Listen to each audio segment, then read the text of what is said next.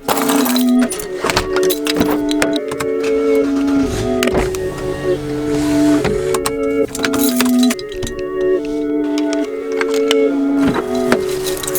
panic with the fire.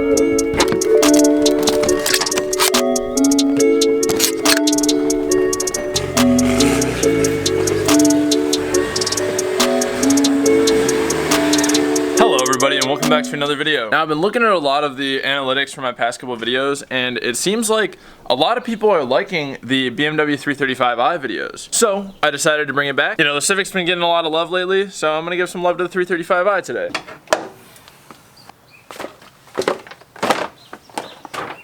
So as you can see, I picked up some new pulleys, a tensioner, and a new belt. I went to Harbor Freight at the beginning of this video because I needed to pick up some torque sockets. I don't have any, and I know I'm gonna need them to take off the pulleys and the tensioner. But let me just explain why I'm doing this really quick. So basically, the past couple of months, since I own the car actually, there's been a little bit of a squeal coming from the belt.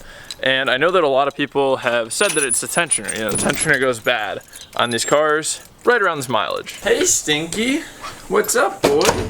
No, don't go down there. Taz has been chasing the mail lady lately. So I'm gonna let him out to hang out and work on the car with me, but I'm gonna have to tie him up, unfortunately. I hate doing this to big animals like this, but if he chases the mail lady more, I'm afraid they're gonna get mad and call the police. Yeah, you've been bad lately. So I'm gonna be replacing this belt, these pulleys, the tensioner today, hopefully to stop the belt squeal. I did confirm it was coming from the belt by putting a little bit of water on the belt and it went away immediately. So honestly, probably just replacing the belt would fix this, but I just went the extra mile and bought the whole pulley kit from fcpeuro.com. Not sponsored or anything, not affiliated, but just figured I'd let you guys know where I got it. If you guys are looking for this exact pulley kit, this is a N55 2011 BMW 335i. If you're looking for the same kit for your car, I'll put the link in the description. So with all that being said, I'm just gonna get into working on it. I'm just gonna get into taking things apart, pulling the pulleys off, putting the new ones on.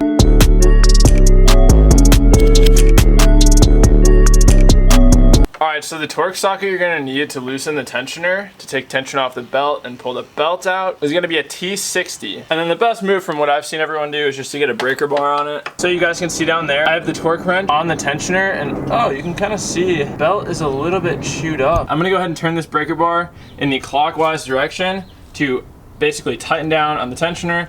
It'll allow the tensioner to loosen up on the belt, and then you can kind of pull it free off of one of the pulleys. As soon as you get it off like one of the pulleys, you can pretty much let go of the tensioner and just get it the rest of the way off. Okay, belt's free. And you know what? I'm gonna do this myself, but I highly advise taking a photo of the belt route and like how it's routed around all the pulleys so that you don't forget, and so that I don't forget, because I would easily mess this up. Now let's take a closer look at this belt. Wow, this thing is pretty chewed up. I don't know if this belt was just getting old and coming apart or if it was rubbing on something. So you guys can see like all this chewed up material on the belt. I'm thinking the belt was just getting old and just getting like deteriorated and coming apart, because if it were rubbing on something, I feel like that material that was coming out would be consistent, and it's not. There are some sections of the belt that look really good, and then all of a sudden you get to this one area that is like absolutely trashed. I think that if it were rubbing, it would have torn out material along the entire belt. So I think that this belt's just old. All right, so the next step is to obviously get the belt tensioner off. That way it'll open up a lot more room for me to figure out where the other pulleys are gonna go, because the kit came with 2 more idler pulleys. So I just gotta be able to look in there and see like exactly what pulleys I'm gonna be replacing, because there are a lot. This car has a lot of stuff going on. Oh man, my idler looks like it's shot, dude. There's like stuff coming out of it. Look at this. Can you guys see this? There's like some cord coming out of it. I have to pop one of these caps off to have access to the bolt, and then we have to get this idler out of here, like I just said. So I'm just gonna go ahead and do that. I should be able to just pop the cap off with like a flathead screwdriver, slotted screwdriver. It is an E-Torx aluminum bolt. I don't remember what size. I think it's E14, but I will let you guys know when I get there. So. Oh no!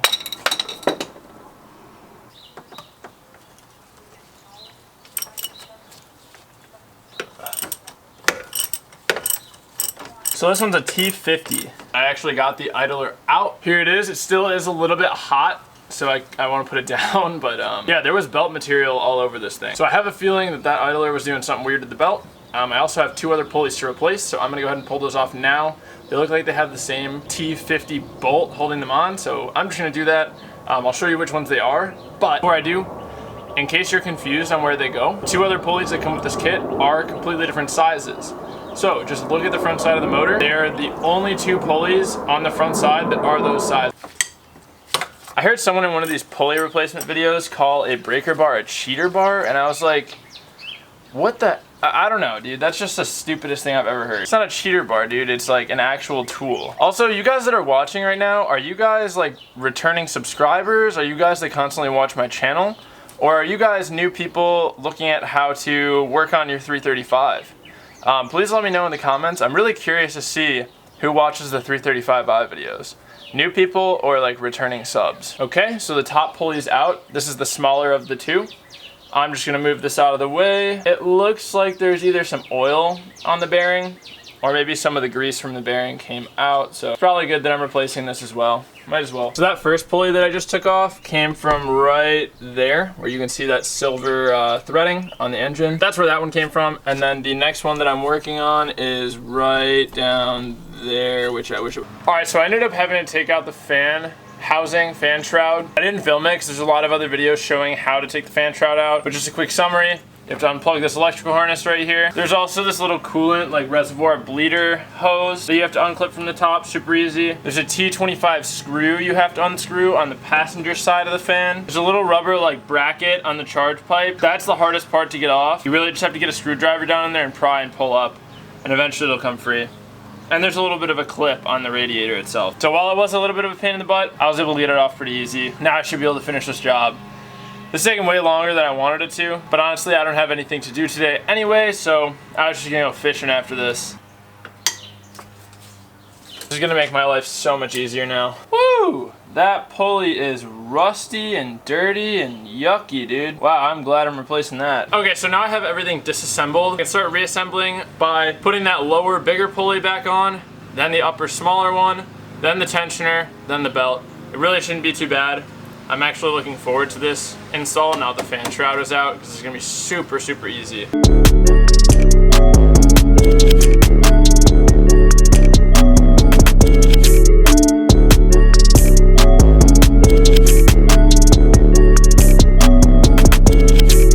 Okay everybody, so now this is the fun part where I get to take the retaining pin out of the tensioner and put tension on the belt. So you guys can see that retaining pin right there. I'm going to be putting a vice grip on that, and then I'm going to put a little bit of tension on the tensioner and pull the pin out and let the tensioner go back, and then there will be tension on the belt.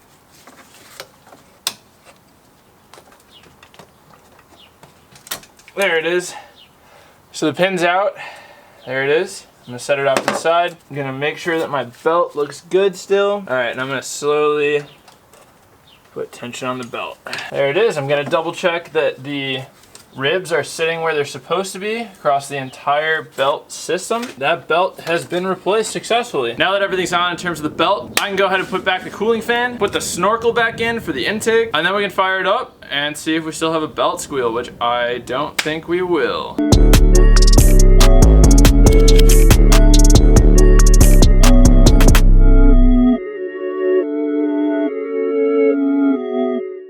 Okay, so after wrestling with that E-fan for a while, finally got it in the car. Everything is put back to how it should be. And so I'm gonna go ahead and start the car up and see if we get any belt squeal. It usually happens on a cold start on like a nice dry day like today. So perfect conditions for belt squeal. We're gonna see if it happens.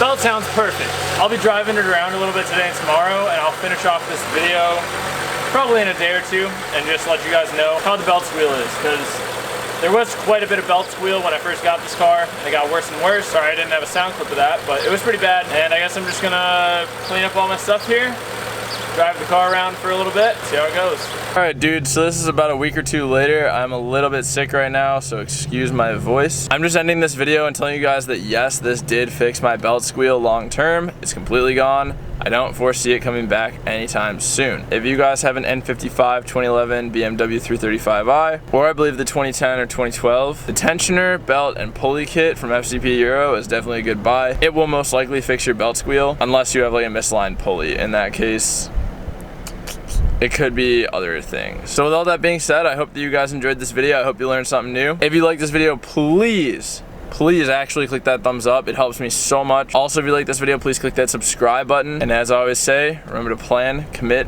execute, and attain your goals. Bye.